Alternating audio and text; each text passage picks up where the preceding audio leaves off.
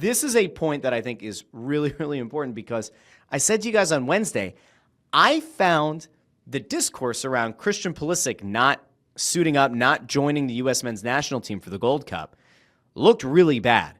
And the explanation that he needed a break wasn't exactly ideal. And then I showed you guys a couple of clips of Alexi Lawless, and we were talking about Alexi Lawless's thoughts on taking a break, if that's warranted now. And there have been comparisons to what, like Cristiano Ronaldo did in the Nations League, where he goes and he helps Portugal win at 40 years of age, and how much it meant to him. He's crying on the field, all that. So in the days that have followed, there's been a lot of blowback on Christian Pulisic. I'm going to drop the comments back over here. There's been a lot of comments about Christian Pulisic and whether or not he's like a quitter or whether or not he's being a diva. And so there was a little bit of follow-up, and there were two guys, and we're going to kind of tie all of this together. Two guys that had a lot to say about Christian Pulisic's decision not to go to the Gold Cup, because first I'm going to play what Pulisic had to say, because he said something that I think he thought was going to help and was going to somehow be damage control, and it made things in my mind significantly worse. So to recap, the U.S. has 2 friendlies, and then they play in the Gold Cup, and you're a year out from the World Cup. And I don't think that many people outside of like real soccer fans, like absolute soccer fans, care about the Gold Cup. But when you're a year out from the World Cup being in the U.S., you probably want to put a good foot forward, right? And you want to win the Gold Cup. But Pulisic, who had been kind of said among national media pundits, chose not to go to the Gold Cup, presumably chose not to play in those friendlies. He went on to a show, I think it was Golazo for CBS, or it was something like that, or they're the ones who had the clip going around. But Pulisic addressed the rumors that he didn't want to go to the Gold Cup or the friendlies leading up to it. And in trying to do damage control, I think he did significantly more harm than good. Let's check in with Christian Pulisic on whether or not he wanted to play in the Gold Cup in these friendlies. After that, what led to this decision to sit out this window and not participate with the national team? Yeah, so obviously it sucks for me to miss out with the team. I want to be a part of the team always. But to be honest, okay, well that's I guess one bit that you want to hear. He wants to be part of the team. Okay. And towards the second half and towards the end of the season, yeah, my body just started talking to me and my mind, and then I started to think what is best and what is going to be best for me leading into next year and going into the World Cup. Okay, so this sounds like fatigue. This sounds like his body felt like it was breaking down, and that giving himself a break at the end of a very competitive Serie A season, the most important thing was getting his body right, getting his mind right. And then he says, thinking about next year, what's the best thing? Now, keep in mind, we have to be kind of fair here across the board. Last summer, when we were talking about like Joel Embiid going to play for the U.S. in the Olympics, we were like, oh, that might not be a great idea, because Joel Embiid kind of has this problem where, his body breaks down, and so maybe him getting all those extra practices, it's not going to work. And then it didn't work, and it actually made things worse, or at least it seems like it made things worse. And so that is certainly not ideal. So we do have this like little bit of history here where we look at the Olympics in basketball and we say that could ultimately not work out well for a player. You can even go back to the winter when the Four Nations was happening, and there were a lot of NHL fans that were worried about the health of their team's players, because the idea was the rest of the league is going to get to take a break. They're going to get to catch their breath. And then you're going to have a bunch of guys going out and playing for a championship that really doesn't have any history and probably doesn't mean anything. So we had the Olympics, we had the Four Nations, and now we have these friendlies and then the Gold Cup. And so you have the captain of the team saying, I decided based on how my body felt that this wasn't a good thing for my body or for my mind. Okay, so we're going to go back to it. Try to make sense of it, fella. And was that to play 8 more games and then get no rest at all, go straight into preseason and then grind another year and go straight into the World Cup? That's not what I... So 8 games. So playing 8 more games and then going into preseason and then playing a club season for AC Milan or wherever he ends up, because AC Milan's selling off players and maybe he won't be there next year. And then having to play a World Cup. So he viewed this break is necessary because he knows what he's going to have to commit to. Okay. What I felt was best for my body. But the only point that I would make with that is that I did want to be a part of at least the 2 friendlies. I did speak with the coaches and I asked, and I wanted to be a part of the team in whatever capacity I could. And they said no. They said they only wanted 1 roster, and that's coach's decision. I fully respect that. I didn't understand it, but it is what it is. I wanted to be a He's trying to make things better, and he just made them a lot worse.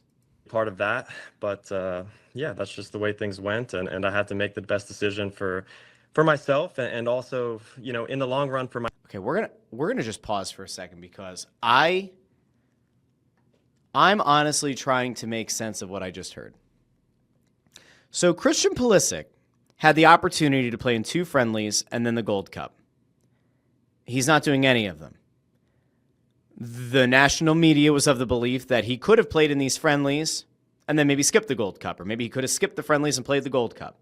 He decided that, you know what, if I were to play, I'd play the 2 friendlies, which are against better competition. I'm going to play the 2 friendlies and then skip the Gold Cup. Be with the team in those friendlies, and then not play in the Gold Cup. Again, Gold Cup, I usually don't care about, but it is a year out from the World Cup, and it probably does matter. Or it should. Or it can maybe drum up interest and excitement around this team. Feels kind of like a disaster right now. Okay. He says, nay, it's not that I didn't want to play in the friendlies. I wanted to play in the friendlies, but not the Gold Cup. And then the coach, the manager, Mauricio Pochettino, said, nay, you play in all or you play in none. And he says, I respect it, but I didn't really understand it. What's there not to understand? What is there not? What's hard to understand? If you're going to be part of the camp, if you're going to be part of the team, if you're the captain of the team, if you're the guy who is going to be the face of the U.S. men's national team from now for the next year in the build-up to the World Cup in the U.S. in 2026, it's not very complicated. You play. You help your team, this team that jettisoned finally their coach into the sun and brought in a guy who, while not a universally loved and heralded hire, was certainly viewed as a very good hire, a potentially transformational hire for a U.S. men's national team that's desperately needed one. You have the opportunity to represent your country in these 2 friendlies and then in the Gold Cup and hopefully lead that team and get things moving in the right direction. You chose not to do that. And then you want to say, well, I would have played in the 2 friendlies, but the coach didn't want me to, and I respect it, but I didn't understand it. What's there not to understand? Who gives a shit about the friendlies, fella? That's not the point. The point is to make sure that you are around for when the games matter. And whether you want to agree or not, like the Gold Cup at least sort of matters. Again, for the hype, a year out of the World Cup, the Gold Cup kind of matters. And you're not there. And yeah, you're not allowed to then play in the 2 friendlies. And then your team got boat raced 4-0 by Switzerland. And if we're being fair here, it doesn't exactly look like the U.S. men's national team is going to be sensational in this Gold Cup, because not only do you have Pulisic choosing to opt out of the Gold Cup and vis-a-vis also those friendlies, but you have a few other guys that are going to be playing in the Club World Cup, which in fairness is still playing. Right, it's still playing through the summer, and it's representing their club teams, and that'll still be exciting for the fans that choose to go to the Club World Cup, and you're still going to see a lot of the best playing in those games, but those guys also chose not to represent the U.S. They're representing their club teams. I don't really have beef with those guys, like the Weston McKinneys of the world. I don't have beef with those guys, but Pulisic wouldn't play in the Club World Cup. Like, this really is a choice to take the next few months off. To take the next few weeks at the very least off. And then he goes on to say in that clip that he's going to be working on his body, he's going to be working on training, all that stuff. I have a really hard time with it. Your captain has to be there. Your captain has to play. And your captain certainly shouldn't be somebody who's saying, well, I would play in these 2 meaningless games, but I really do think that the break is more beneficial than being with my team, with my nation at the Gold Cup. I'm sorry, I don't agree with that at all. Now, I'm just some jamoke. But there are two guys who are very well respected or have been well respected in the past, who represented their country and also played at some very good club teams in their careers. And I want to go over to one of them, a guy who is largely beloved among the U.S. soccer community for a very long time, Tim Howard, because if we keep building off of what we've learned here about Christian Pulisic and his decision not to play in the Gold Cup, the last thing that you want to be is soft. The last thing you want to be considered is soft. And unfortunately, as you're about to hear, there may be a little bit of softness going on with Pulisic. Let's go out to Tim Howard and hear what he had to say about Pulisic and, more importantly, Pulisic's dad.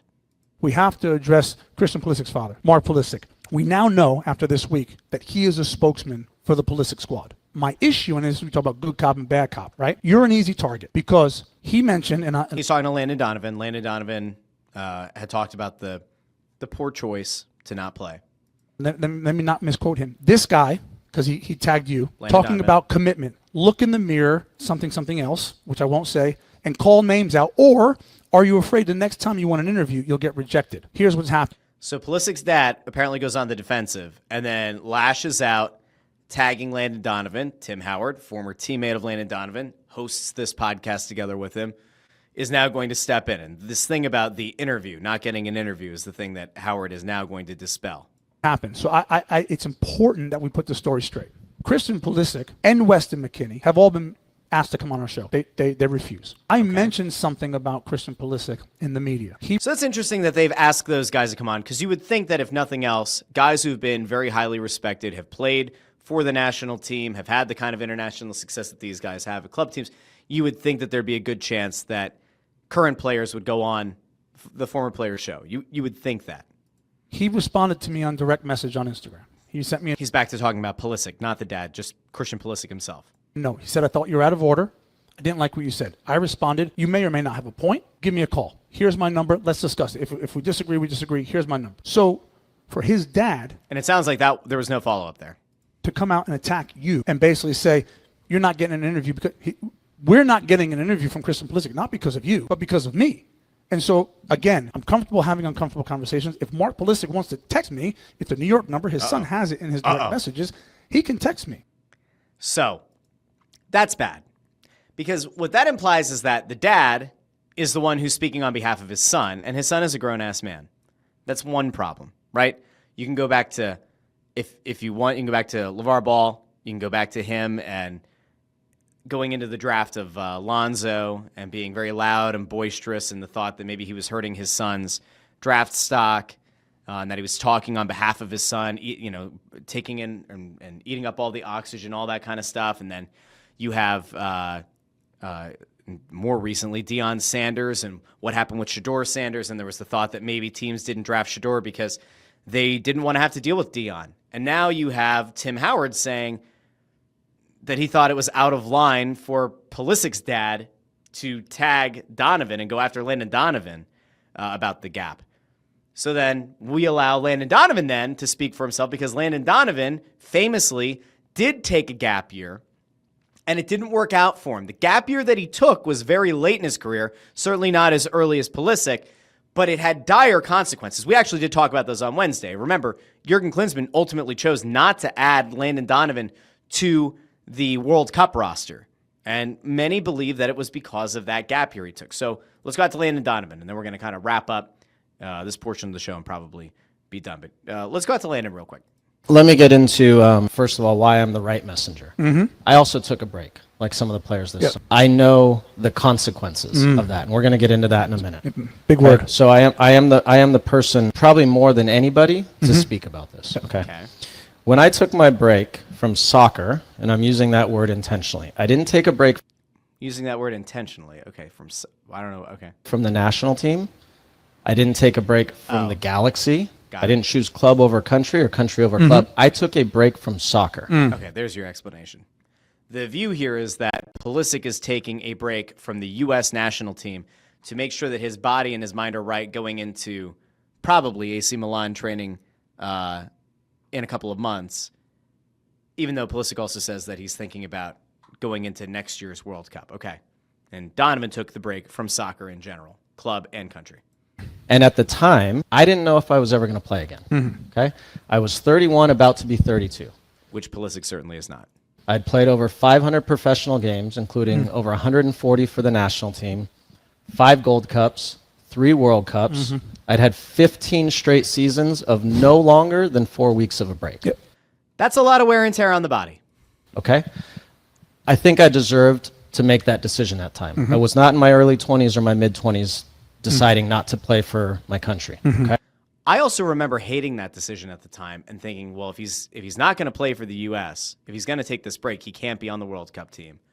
And maybe I was right, maybe I was wrong. I mean, that World Cup, there was at least one moment that comes to mind where they probably would have been better off having Landon Donovan on the team than not. And his absence did hurt them. And it's probably one of those things that if Klinsmann could go back, maybe he would make the same decision. But there was something about the leadership of Donovan that they missed on that squad. But there you have a difference between a guy who chose to walk away from the sport for a time versus just walk away from the national team. And so Pulisic goes on this quasi-damage control tour and says that, well, I wasn't trying to skip the friendlies and the Gold Cup. I was just trying to miss the Gold Cup. I would have gone and played the friendlies. And Pochettino said no. So here's the thing. If you're a U.S. fan, where do you go from here? Do you back the new manager, right, who seems to be saying to the team as a whole, it doesn't matter how important you are, it doesn't matter if you're the captain, it doesn't matter if you've been to a World Cup before, it doesn't matter if you've been to championships at whatever level, at whatever club, none of that matters. What really matters is that if you are committed to the team, you're committed to the team. If you're committed to the Gold Cup, you're committed to those friendlies. If you're committed to those friendlies, you're committed to the Gold Cup. And more importantly, you're committed to the team, and you're committed to U.S. soccer and to the men's national team and representing your country. Pulisic did not seem to agree with that. And again, he said, I don't really understand that decision, but it is what it is.